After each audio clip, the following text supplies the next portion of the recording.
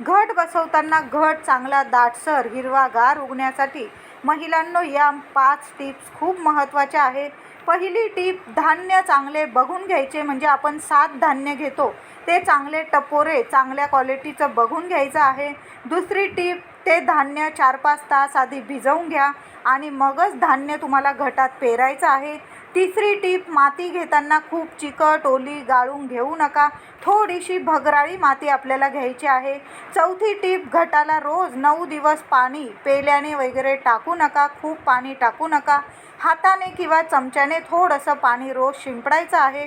पाचवी टीप, घटस्थापना केलेल्या जागेवर किंवा घटावर थोडासा प्रकाश किंवा ऊन आलं तर अतिशय उत्तम. हवा खेळती असावी त्या ठिकाणी ज्या ठिकाणी आपण घट बसवले. तर या 5 टिप्स जर तुम्ही वापरल्या महत्त्वाच्या, तर तुमचा घट नक्कीच हिरवागार दाटसरच उगवणार.